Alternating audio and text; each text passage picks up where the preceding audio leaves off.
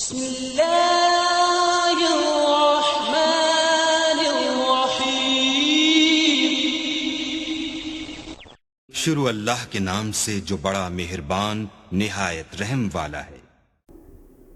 الحمد للہ رب العالمین، الصلاۃ والسلام علی سید المرسلین، اما بعد فاعوذ باللہ من الشیطان الرجیم، بسم اللہ الرحمن الرحیم۔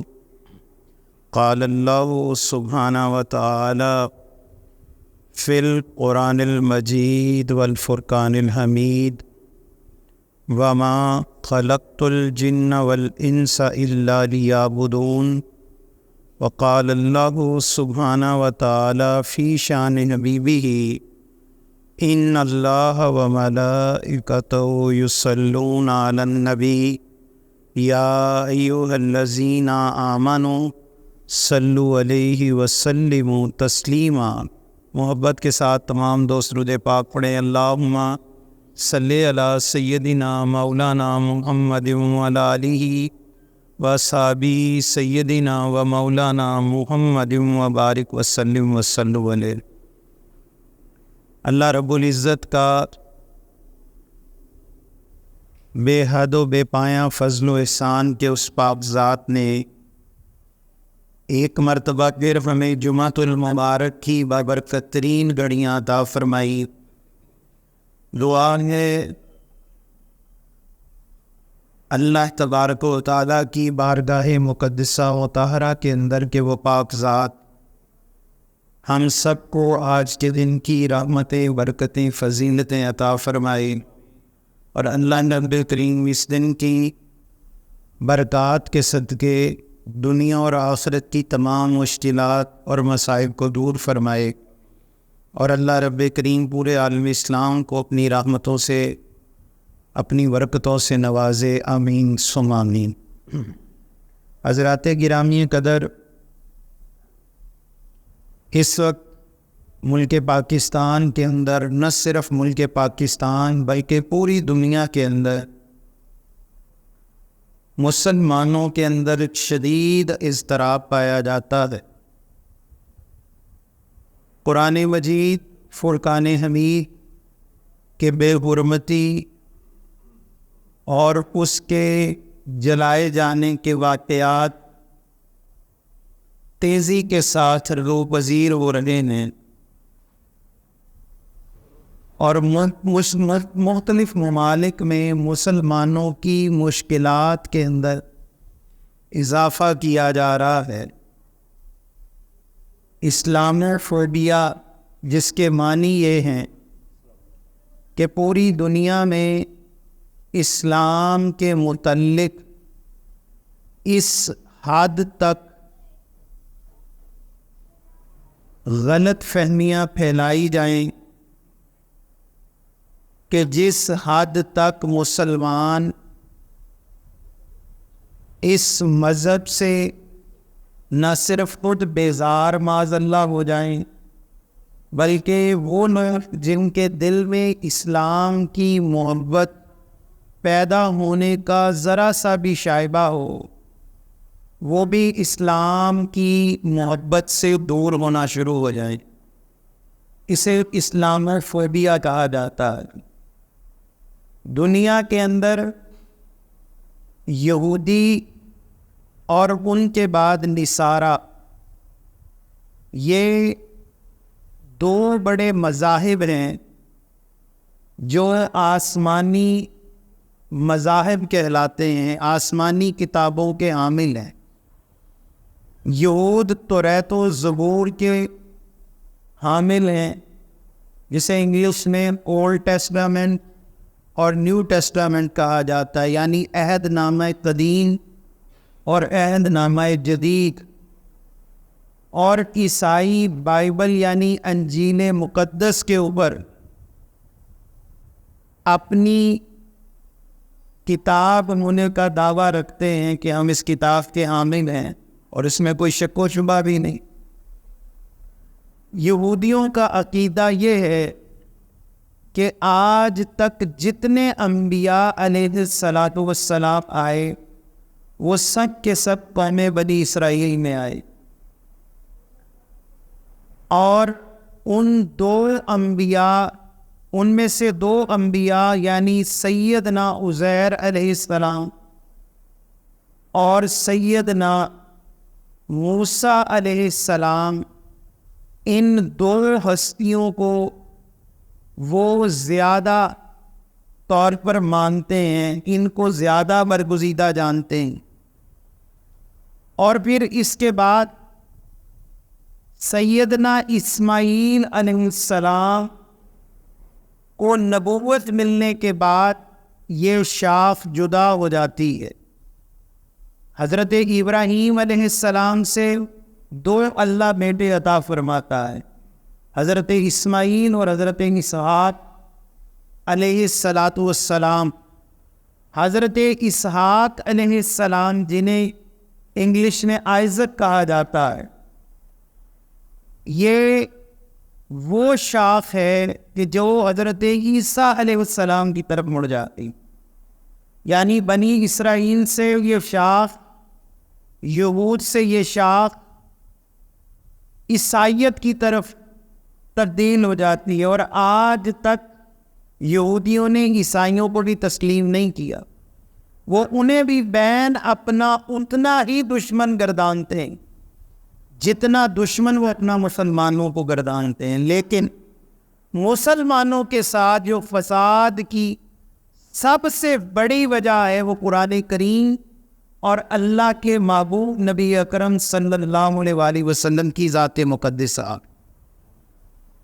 کہ اللہ کے محبوب علیہ السلام نے جو آپ کے سینہ اقدس پر قرآن اترا، اس میں وضاحت کے ساتھ اللہ تعالیٰ نے مسلمانوں کو فرمایا کہ یہود کبھی تمہارے دوست نہیں ہو سکتے،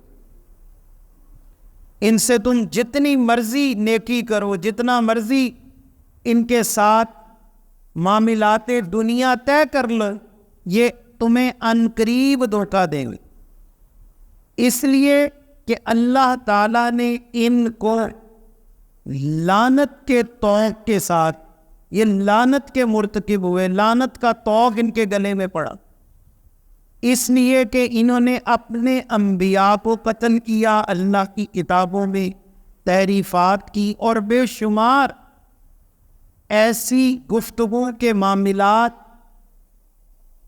ایسے کلام کے معاملات، ایسی اعمال کے معاملات کہ جن سے صریحاً پتہ چلتا ہے کہ یہود انبیاء کے بھی دشمن ہیں، انہوں نے انبیاء کے ساتھ بھی دھوکہ کیا، انبیاء کے ساتھ بھی زیادتی ہیں، ان کو زندہ چیر ڈالا۔ حضرت عیسیٰ علیہ السلام کی بابت آئی تو آپ کو مسلوب کرنے کی کوشش کی، لیکن اللہ نے آپ کو زندہ آسمانوں پر اٹھایا، اور آپ کو اللہ تعالیٰ نے موت سے محفوظ رکھا ہے، ابھی تک آپ پر موت وارد نہیں۔ اسی طرح نبی اکرم صلی اللہ علیہ وآلہ وسلم کے سینے پر جب سورہ فاتحہ اتری تو قرآن نے وضاحت کے ساتھ فرمایا کہ مغضوب علیہم اور ولدالضالین کون ہیں؟ وہ قوم جس پر اللہ کا غضب ہوا، اور وہ قوم جو گمراہ ہوئی۔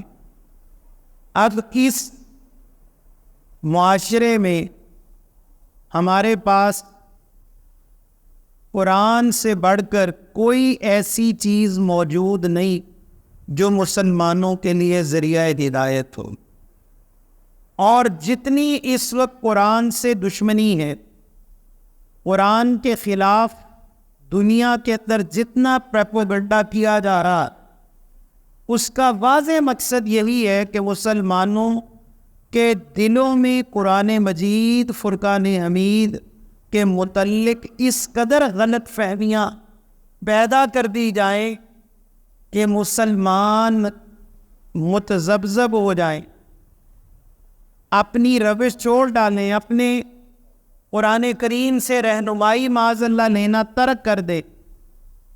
لیکن اللہ تعالیٰ نے قرآن کی حفاظت کا وعدہ اپنے ذمہ لیا، قرآن کی حفاظت اللہ نے اپنے ذمہ لی ہے، آج سے نہیں، 14.5 صدیاں گزر گئیں، کوئی صدی ایسی نہیں کہ جس صدی میں کوئی منظم سازش اسلام، قرآن اور حبیب کبریا نبی اکرم صلی اللہ علیہ وآلہ وسلم کی ذات اقدس کے متعلق نہ کی گئی۔ کبھی جھوٹے نبی کھڑے کر دیے گئے، کبھی انکار حدیث کا فتنہ کھڑا کر دیا گیا، کبھی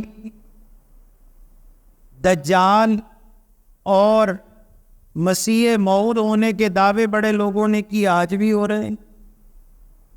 کسی نے یہ دعویٰ کر دیا کہ وہ اب کے بعد اللہ تعالیٰ کی ہدایات پہنچانے کا ذمہ دار بنا دیا گیا، معاذ اللہ، جبکہ قرآن نے وضاحت کے ساتھ فرمایا کہ میرے محبوب نبی اکرم صلی اللہ علیہ وآلہ وسلم خاتم النبی، اب کوئی نبی نہیں آئے، کوئی ذلی بروزی نبی نہیں آئے، کوئی جھوٹا دعوے دار پیدا ہوگا تو وہ کذابوں میں ہوگا، وہ کذب گوئی کرے گا، اللہ کی لعنت ہوگی، کافر ہوگا۔ اب اسلام کے اندر نبوت کا خاتمہ کر دیا گیا، نبوت نہیں آئے، اور نبوت کے بعد قیامت تک اللہ کے ولی آ کر صلحاء، علماء، فقہاء، محدث، مفسر، مبلغین، یہ سارے کے سارے لوگوں کی ہدایت کا ذریعہ بنیں گے، اور اللہ تعالیٰ ان کو براہ راست اپنے محبوب علیہ الصلاۃ والسلام کے فیض اقدس سے نوازے گا۔ اور بے شک اس میں کوئی شک نہیں کہ رسول پاک کے فیض اقدس کے بغیر کوئی راستہ انسان کو کامیابی کی طرف نہیں لے جا سکتا۔ جو کہے کہ میرا حضور سے تعلق نہیں، وہ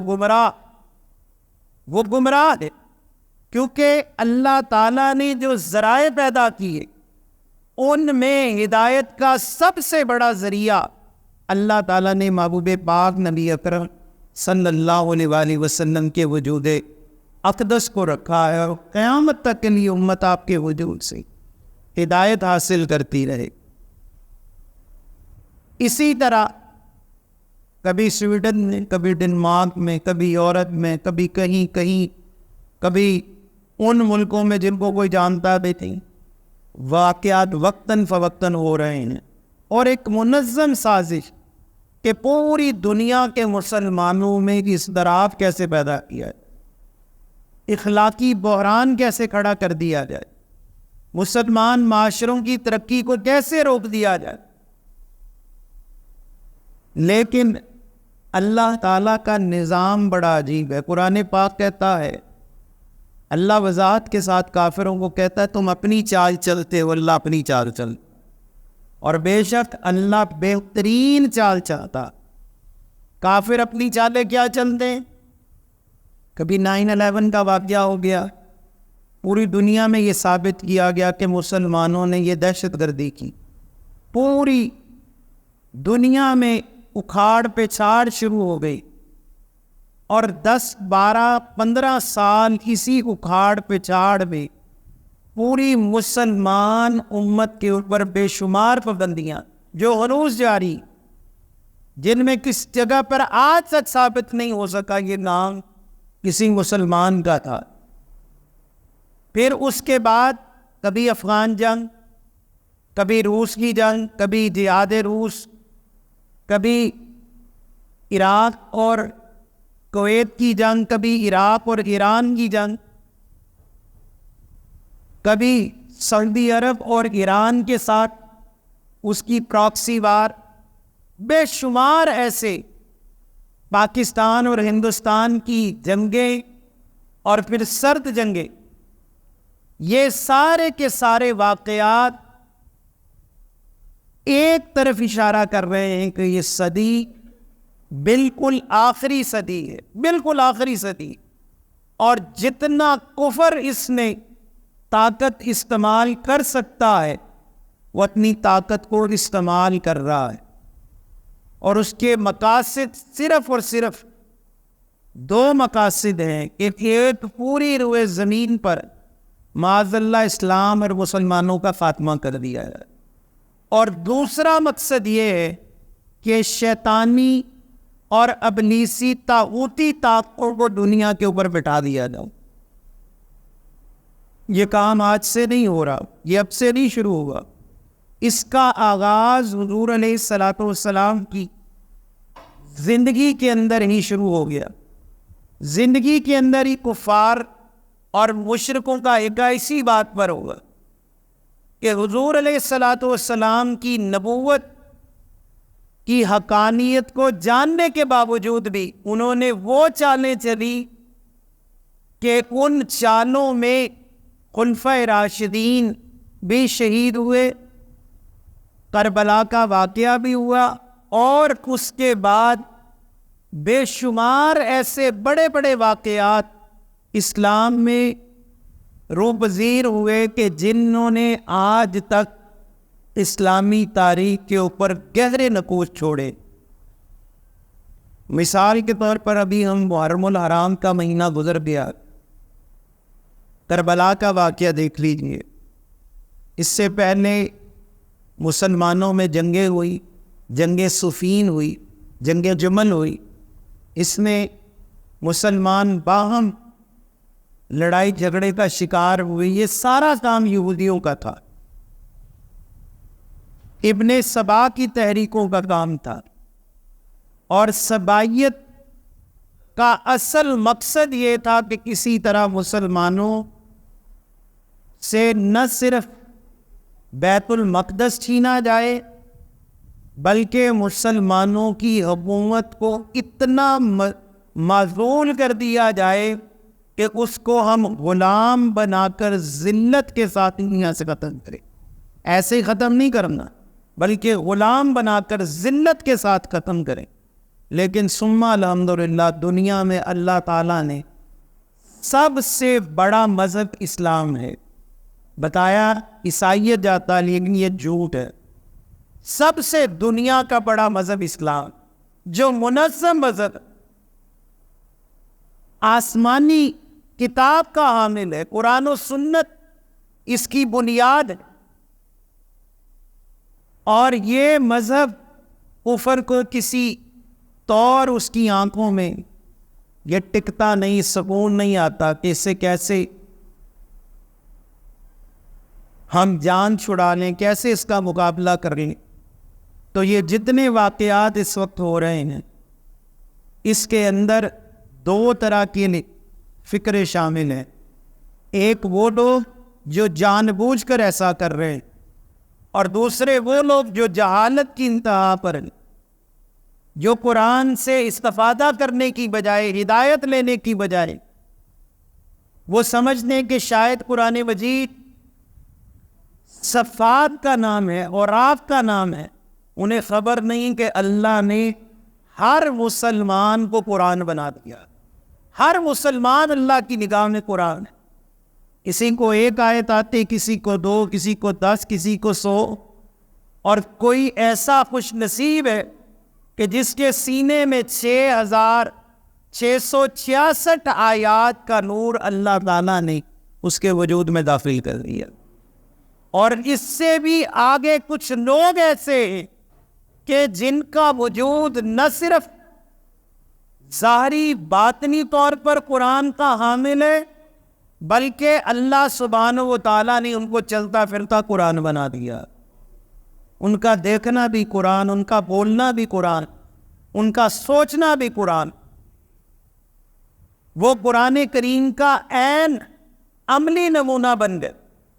اب جہالت کی انتہا، ظلمت کی انتہا کہ انسانی فکر، انسانی شعور ابھی اس مقام پر نہیں پہنچ پایا کہ جس کی پوری دعوت قرآن کریم دے رہا۔ یہ سوچ رہے ہیں شاید قرآن کریم کو جلا کر مٹا کر ہم قرآن ختم کر دیں گے۔ جب روس اور افغان جنگ، اصل میں روس اور امریکہ کی جنگ جو 80 کی دہائی سے شروع ہوئی اور 90 کی دہائی میں ختم ہوئی، طویل ترین جگہوں میں یہ جنگ تھی. بہت سارے لوگ آپ جانتے ہیں اس وقت میڈیا اتنا تیز نہیں تھا, صرف ہمارے پاس ریڈیو اور ٹی وی کے کچھ ذرائع یا اخبارات تھے. لیکن روس جس کا مذہب کیمونسٹ, جو کیمونزم ہے, کیمونزم کا بنیاد کس چیز پر ہے؟ لادینیت پر. کوئی اللہ نہیں ہے معاذ اللہ. ان کا مذہب کیا ہے؟ کوئی اللہ نہیں. چائنا کا بھی یہی مذہب ہے کہ کوئی رب نہیں. جو کچھ ہے انسان ہے, انسان کی حاکمیت اعلیٰ ہے. جو کچھ ہے حکومت کا ہے, ریاست کا ہے, اور عوام اس میں بنیادی درجہ رکھتی. اسی لیے لکھا جاتا ہے عوامی جمہوریہ چین, عوامی جمہوریہ روس لکھا جاتا تھا, ریپبلکن آف رشیا یہ لکھا جاتا ہے. لیکن اسلام کا بنیادی فلسفہ حاکمیت اعلیٰ اللہ کے پاس ہے. اصل حاکم اللہ ہے, حکومت اللہ کی ہے. یہ بنیادی فلسفہ کہ سب سے پہلے اللہ کا ریاست میں اقرار یہ ہے کہ اللہ کی حکومت ہے, زمین اللہ کی ہے, اور انسان اللہ کا نائب ہے, اس کا خلیفہ ہے. اس نے اس کو خلیفہ بنا کر بھیجا. یہ اس کے نظام کے اندر اس کے حکم سے اللہ کی مدد کرتا. قرآن نے کہا کہ بے شک مومن اللہ کے مددگار ہے. معاذ اللہ, اللہ کو کسی مدد کی ضرورت ہے؟ وہ تو خود ساری طاقتوں کا مالک ہے. لیکن اللہ نے یہ شرف بخشا کہ اس نے انسان کو بطور مسلمان اپنی نصرت اور مدد کے لیے پسند فرمایا کہ اس کے نظام کو جا کر قائم کرے. اگر اللہ ہر شے کر دے تو پھر تو یہ بات انسان کی اس میں فضیلت کا درجہ کا. اللہ نے یہ نام مسلمانوں کے ذمہ لگایا کہ تم میری حاکمیت اعلیٰ کے لیے دنیا کے اندر ایسا نظام قائم کرو جس میں سود نہیں ہوگا, زنا نہیں ہوگا, بے حیائی نہیں ہوگی, قتل و غارت نہیں ہوگی, جھوٹ اور کذب اور قدورت اور بغض کا ماحول نہیں ہوگا. ہر انسان کا جو بنیادی حق ہے اللہ تعالیٰ اس کو عزت کے ساتھ عطا کر رہا, بے شک وہ کافر ہی کیوں نہیں. کافر ہے تو حکم ہے کہ تم ان کے جھوٹے خداؤں کو گالی نہ دو, وہ جواباً تمہارے سچے خداؤں کو گالی دے دیں. تم ان کی عبادت گاہوں کی حفاظت کرو, تم ان کی مذہبی مقامات کو عزت اور تکریم سے مقام دو تاکہ وہ تمہارے مذہبی مقامات کی عزت اور تکریم کرے. پھر اللہ سبحانہ و تعالیٰ نے یہ بھی فرمایا کہ اللہ جانتا ہے کہ ان کے خدا جھوٹے ہیں, لیکن اس کے باوجود بھی اللہ ان کو رزق عطا کرتا. یہ اللہ کا علم, اللہ کا علم ہے, اس کی برداشت ہے کہ وہ انتظار کرتا ہے کہ شاید میرا بندہ کسی لمحے مجھ رب کی طرف پلٹ آئے اور کلمہ پڑھ کر اسلام کے اندر داخل ہو جائے اور میری وحدانیت کو تسلیم کر لے. پھر دوسری طرف قرآن مجید فرقان حمید نے ایک اور فلسفہ دیا. پہلا تو حاکمیت اعلیٰ اللہ کے پاس ہے. روس کے اندر بھی بات ہو رہی تھی کہ روس میں انہوں نے قرآن پہ پابندی لگائی. سن 60 کی دہائی اور 70 کی دہائی میں قرآن پر مکمل پابندی لگا دی گئی.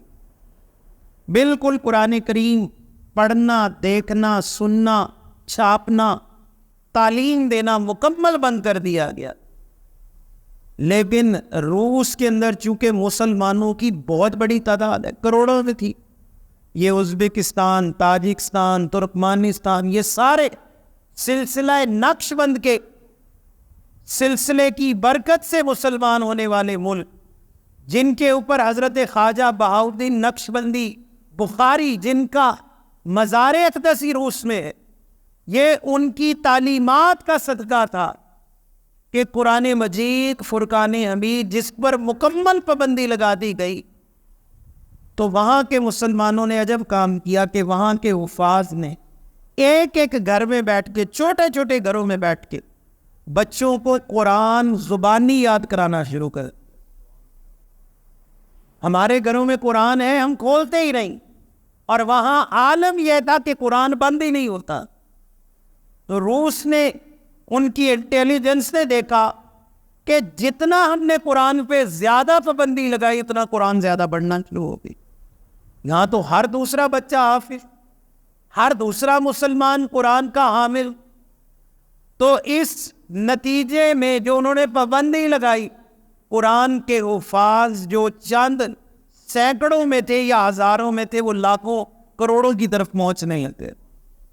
یہ ان کی چال ان کے ہی الٹ پڑ گئی. اور افغان جنگ کے اندر حالت یہ تھی، عالم یہ تھا کہ روس تیزی کے ساتھ مسلمان ہونے لگا. انہوں نے دیکھا دنیا کے بہترین ٹینک ہمارے پاس، بہترین اسکٹ میزائل، پیٹریوٹک میزائل ہمارے پاس، ایٹمی ہتھیار ہمارے پاس، دنیا کی بہترین فوج، سوویت یونین کہا جاتا، آدھی دنیا اس کے پاس، ایشیا سے لے کے یورپ تک سوویت یونین تھا، بر اعظم کا بر اعظم اس کے نیچے تھا. اور جب اللہ تعالیٰ نے افغان جہاد میں اس کو شکست ہوئی، اور جس کا محرک اللہ تعالیٰ نے پاکستانی فوج کو بنایا، جس کا محرک پاکستانی فوج کو بنایا، اللہ سبحانہ و تعالیٰ نے اس ملک پاکستان کے ذریعے، اور اصل پہ روس کا اصل ٹارگٹ ہی پاکستان تھا کہ وہ افغانستان کو میدان جنگ بنانا ہی نہیں چاہتا. اس کا مقصد یہی تھا کہ افغانیوں کو میں اپنے ٹینکوں میں رونتا ہوا جا کر پاکستان کے گرم پانیوں تک پہنچوں گا، تجارت بڑھے گی، ٹریڈ بڑھے گی. یہ اس کا ایک دنیاوی فائدہ تھا. لیکن اس سے بھی بڑا فائدہ وہ سوچ رہا تھا کہ دنیا میں جو سب سے بڑا اسلامی ملک ہے وہ پاکستان ہے، جس کی قوت اتنی زیادہ کہ اس کو ہم روند کر رکھ دیں گے اور اس کو کمیونسٹ بنا دیں گے. اور اس کا کام اس نے بہت پہلے شروع کر دیا تھا. یہ بڑا لمبا موضوع.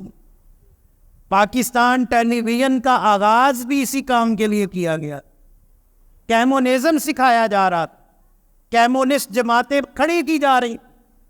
پاکستان میں وہ جماعتیں جو لوگوں کو اللہ اور اس کے رسول کے نام سے ہٹا کر ان کو یہ بتا رہی تھی تمہارے حقوق یہ ہیں، تمہارے پاس روٹی ہونی چاہیے، تمہارے پاس مکان ہونے چاہیے، تمہارے پاس اچھے گھر ہونے چاہیے، تمہارا اچھا مستقبل ہونا چاہیے. پاکستان کی یونیورسٹیوں میں بڑے بڑے پروفیسر خریدے گئے، پاکستان کے شاعر گلوکار خریدے گئے، فلموں کے ڈراموں کے مصنف خریدے گئے. پورے پاکستان کے اندر کمیونزم پھیلا دی گئی. لیکن ثم الحمدللہ اللہ نے اس وقت بھی مسلمانوں میں بیدار ذہن پیدا کیے جنہوں نے پاکستان کے اندر 73 کا آئین پاس کروا لیا. اور 73 کا آئین آنا تھا کہ پاکستان میں بے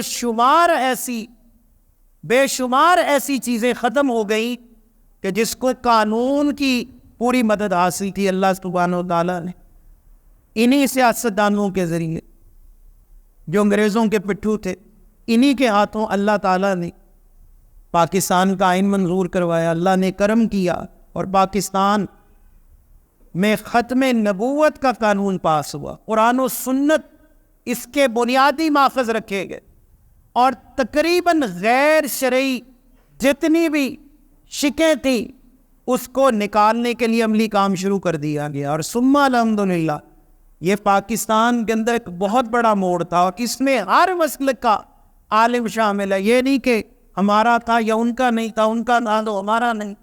ہر مسلک کے عالم نے بھرپور کوشش کی. شیعہ، سنی، دیوبندی، اہل حدیث سب نے متفق ہو کر 73 کا آئین دستور پاس کروایا جس میں یہ تھا کہ آج کے بعد ہر قانون قرآن اور سنت کے اوپر قائم کیا جائے گا. یہ ایک عملی کام تھا، یہ بہت بڑا کام تھا، چھوٹا کام نہیں تھا. لیکن کفر اپنے کاموں سے باز نہیں آتا. پھر دوسری اس کے اوپر اٹیک یہ کیا گیا کہ 71 میں ہم بنگلہ دیش ہمارے ہاتھ سے نکل گیا اور اب پوری قوت کہاں صرف ہونی شروع ہو گئی؟ کراچی میں. ایسی لسانی جماعتیں کھڑی کی گئیں ایسے گندے ذہن تیار کیے گئے جنہوں نے پاکستان کو صوبائیت اور لسانیت کے نام پر توڑنا شروع کیا. قرآن کی معاذ اللہ حیثیت کو ختم کرنے کی کوشش کرنے لگے، پڑھایا جانے لگا، لیکن یہ کفر کی اپنی چال ہے. آج اگر یہ مساجد اور مدارس نہ ہوتے، خدا کی عزت کی قسم آج ہمیں یہ پتہ ہی نہیں ہوتا کہ لا الہ الا اللہ محمد رسول اللہ. یہ مدارس ہیں، یہ مساجد ہیں، یہ اذانیں ہیں، قرآن کا نور ہے کہ اللہ تعالیٰ نے آج مسلمان کے دل میں اتنی ابھی ایمان کی رمق پاتی ہے کہ وہ جیسا بھی ہے، گنہگار ہے، سیاہ کار ہے، آج اپنے دین کے بارے میں اتنا ضرور سمجھ سکتا ہے کہ اس کے لیے خیر کیا ہے اور برائی کیا چیز ہے. ابھی اتنی تمیز کرنے والا ذہن موجود ہے، اور انشاءاللہ بفضل تعالی جتنے بھی حالات برے سے برے ہو جائیں، اللہ اسلام کو قوت ضرور عطا فرمائے گا. اسلام مضبوطی کے ساتھ میدان عمل کی طرف بڑھ رہا ہے. دنیا میں کچھ لوگ اپنے کاموں میں مشغول ہیں، وہ اپنے کارخانے لگا رہے ہیں، پلازے بنا رہے ہیں، دکانیں بنا رہے ہیں، اپنے کاروبار بڑھا رہے ہیں، اپنی ڈگریاں اس میں اضافہ کر رہے ہیں. اور کچھ اللہ کے وہ بندے ہیں جو نہ صرف امت مسلمہ کے لیے، پاکستان کے لیے، پوری دنیا کی انسانیت کی بہتری کے کاموں میں مشغول ہے. اور اللہ تعالیٰ کبھی بھی خیر کو ضائع نہیں ہونے دیتا، نیکی کو ضائع نہیں ہونے دیتا. یہ اللہ کا وعدہ. نیکی کچھ عرصہ دب سکتی ہے، کارواں رک سکتے ہیں، لیکن اللہ نیکی کو ضائع نہیں ہونے دیتا. نیکی اپنی منزل پر پہنچ کے رہتی. تو آج پوری اسلامی دنیا میں جو اضطراب پیدا کیا جا رہا، لڑائی جھگڑے، کہیں کارٹون، کہیں خاکے، کہیں قرآن کا جلانا، یہ دعوت فکر ہے مسلمانوں کے لیے کہ وہ اپنے دین کے لیے اب تیار ہو جائے. ان قریب مسلمانوں کو اپنے دین کے لیے عملی راستے میں نکلنا پڑے گا. یہ جو ہم سمجھتے تھے کہ مولویوں کا کام ہے، اب یہ مولویوں کا کام نہیں رہا. ہر مسلمان اپنے بچے کی ذہنی تربیت کر، اسے انتشار سے بچائے، اسے فساد اور فتنے سے روک کر اللہ کی راہ پر چلانے کی پوری کوشش کرے. اگر اس کے مقدر میں ہوا تو اللہ تعالیٰ اس کو ضرور کامیاب کرے گا، ورنہ اپنا حق ادا کر کے اپنی جان چھڑا لے. اپنا حق ادا کرے اور اپنی جان چھڑا لے. گرامی قدر، زندگی میں ہمیں بے شمار مواقع ملتے ہیں، بے شمار مواقع ملتے ہیں. ہم کہتے ہیں ہمیں زندگی میں موقع نہیں ملا، ہماری قسمت نہیں جاگی. ایک بزرگ فرماتے کہ جو تو نماز پڑھنے آ جاتا ہے، اس سے بڑی تیری اور قسمت کیا جاگی. تو اللہ کے سامنے جھکتا ہے اور تیری قسمت کیا جا. تو لوگوں کی نیکی میں مدد کرتا ہے، اس سے اور زیادہ قسمت کیا جاگی.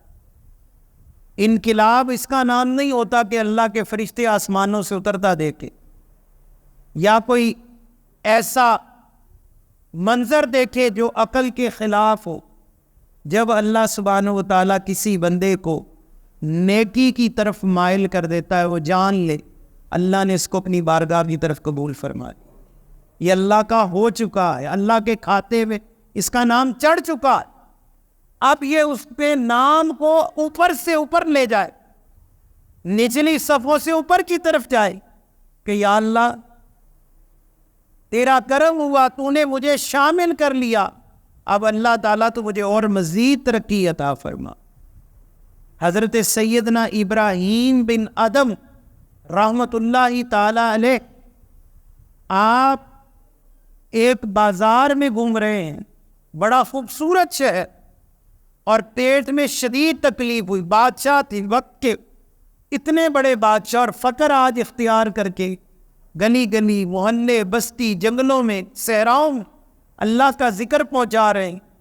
اس شہر میں جب پہنچے تو خوبصورت، ایک بڑا منظم شہر، بڑی اچھی آبادی. اس کے چرستے میں ایک بہت بڑا بیت الخلاء بنا ہے.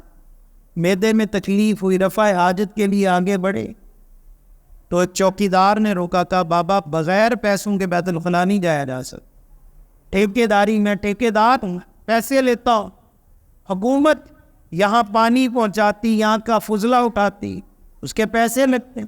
فرمایا بیٹے میرے پاس پیسے نہیں، مجھے جانے دے۔ اس نے دھکا دیا، آپ نے چیخ ماری، لوگ جمع ہو گئے، پہچاننے والوں نے پہچانا، کسی نے کہا او جاہلو تم جانتے نہیں اللہ کا ولی سیدنا ابراہیم بن ادم رحمۃ اللہ تعالی علیہ۔ جب ہوش آئی لوگوں نے کہا حضرت آپ رفع حاجت کے لیے جائے، ہم پیسے دے دیتے ہیں۔ فرمایا اب رفع حاجت کی ضرورت نہیں رہی۔ فرمایا پھر چیخ کیوں ماری، روئے کیوں؟ فرمایا میں رویا اس لیے کہ آج دنیا میں ایک گندی جگہ پر جانے کے لیے بغیر پیسوں کے یہ شخص داخل نہیں ہونے دیتا، تو کل جنت میں ہم نیکی کے اعمال کیے بغیر کیسے داخل ہو سکتے؟ جو پاک اور اعلیٰ جگہ، اس جگہ ہم بغیر اعمال کے کیسے داخل ہوں گے؟ بس یہ سوچ کر مجھ پر غش طاری ہو گیا۔ تو یہ کہہ کر لوگ رونا شروع ہو گئے، اور اس قدر روئے کہ ان رونے والوں میں پھر کوئی غافل نہیں رہا۔ تو گرامی قدر اللہ تعالیٰ نے پاکستان بہت بڑی نعمت دی۔ یہ جو واقعات ہو رہے ہیں کہ فلاں کا گرجا جلا دیا گیا، فلاں کے گھر جلا دیے گئے، یہ مسلمانوں کے کام نہیں ہونے چاہیے۔ اگر کوئی شخص قرآن کا مجرم ہے تو اس کو مکمل ثبوت کے ساتھ ریاست کے حوالے کیا جائے، ریاست اس کا فیصلہ کرے، کیونکہ اس ملک میں ریاستی قانون موجود ہے، آئین موجود ہے۔ اگر ہر بندہ دوسرے کا منصف بن کر بیٹھ جائے گا تو یہ فساد اور فتنہ پورے ملک کو لپیٹ کر لے جائے، پھر تو کوئی بندہ آپ پر الزام لگا سکتا، مجھ پر لگا سکتا، ایک ہجوم آ کر ہمارا گھر جلا سکتا۔ یہ ریاست میں رہ کر یہ عمل اتنا گنونا اور بیانک ہے جس کی قانون، مذہب، اخلاق قطعاً کوئی چیز اجازت نہیں دے۔ قرآن مجید فرقان حمید نے وضاحت کے ساتھ فرمایا کہ تمہارے پاس جب کوئی شخص خبر لائے تو پہلے اس کی تصدیق کیا کر کہ یہ خبر سچ بھی ہے یا جھوٹ ہے۔ ممکن ہے ایک شخص کہہ دے کہ یہ فلاں شخص، اس نے معاذ اللہ فلاں گستاخی کر دی، بعد میں پتہ چلا ان کا کوئی رشتہ داری کا مسئلہ، کوئی ووٹ نوٹ کا مسئلہ تھا، کوئی قرض کا لین دین تھا، کوئی کاروبار یا محلے کی لڑائی۔ محض کسی پر الزام لگا کر، اور دوسری طرف ہر وہ شخص جو پاکستان میں رہتا ہے، کافر ہے، ہندو ہے، عیسائی ہے، مشرک ہے، مسلمان ہے، حکومت پاکستان سے علل اعلان یہ دعویٰ اور اپیل ہے کہ پاکستان کے اندر مساجد، پاکستان کے اندر اسلامی مراکز، قرآن کریم، احادیث کی کتابیں، صحابہ کرام، اہل بیت اطہار کے نام، ائمہ اربعہ کے نام، ان سب کی تقدیس کے لیے ایسا سخت قانون بنایا جائے کہ کوئی کسی شخص کے اندر یہ جرت نہ ہو کہ وہ اس کی گستاخی کر سکے، اس کے اندر یہ جرت ہی پیدا نہ ہو، وہ خواب میں بھی نہ سوچ سکے کہ میں حضور کے نام پر، اللہ کے نام پر، قرآن کے نام پر، صحابہ کرام، اہل بیت اطہار یا بزرگان دین کے نام پر کوئی بھی گستاخی کر سکوں۔ یہ قانون ملک میں ہونا چاہیے۔ یہ قانون کا حکم ہے کہ گستاخی کرنے والا گستاخی کرتا ہے، اور عوام مشتعل ہو کر قانون کو ہاتھ میں لے لیتے ہیں۔ یہ ہمارے قانون کے اندر جو خامیاں ہیں اس کو دور کیا جائے، اور دوسری طرف عوام الناس پر یہ لازم ہے کہ اگر خدا نہ خواستہ ایسا کوئی معاملہ ہو، اس کی مکمل تصدیق کر کے ریاست کو مطلع کیا ہے، پھر وہ گناہ گار ہے، وہ مجرم، اگر وہ اس کے اوپر عمل نہیں کرتے۔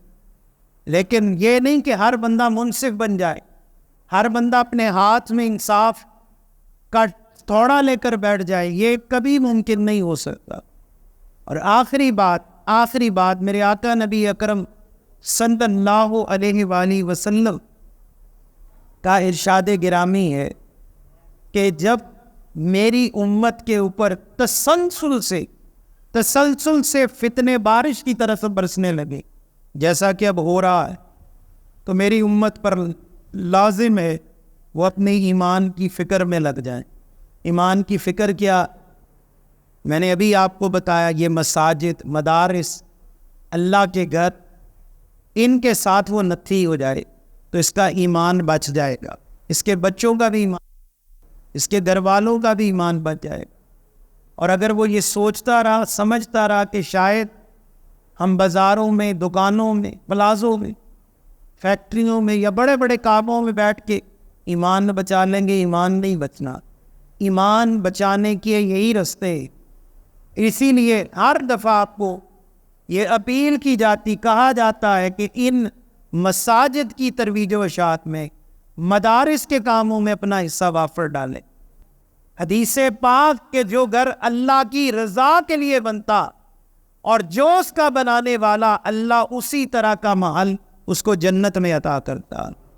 تو یہ مسجد ہر قسم کی فرقہ واریت سے الحمدللہ پاک ہو، یہاں ہر طرح کا طبقہ نماز پڑھتا ہے، ہمارے دائیں بائیں اور افکار کے لوگ بھی ہیں اور وہ اتنی سہولت سے نماز پڑھتے ہیں، کوئی نفرت نہیں ہے۔ اور ایسی ہی مساجد ملک پاکستان کو چاہیے، عالم اسلام کو چاہیے، جہاں وسعت ہو، جہاں کوئی فتنہ پرستی کی بات نہ ہو، تو اس کام میں اپنا حصہ وافر ڈالیں، کوشش کریں۔ ہمیں اس رقم کی ضرورت اس لیے نہیں کہ کوئی اپنا گھر بنانا ہے، کوئی اپنی چیز بنانی، یہ اللہ کا گھر ہے، اس میں جو جو بندہ حصہ ڈالے گا اللہ آخرت میں اپنی شان کے مطابق اس کو اس کا اجر عظیم عطا فرمائے گا۔ اللہ رب کریم ہمارے معاملات دنیا اور آخرت آسان فرمائے، اور اللہ سبحانہ و تعالیٰ اس نیک کام کے صدقے قیامت تک ہمیں اپنی رحمت سے مالا مال فرمائے، اور اللہ تبارک و تعالیٰ اپنے گھر کی برکت کے صدقے ہمارے گھروں کو آباد فرمائے۔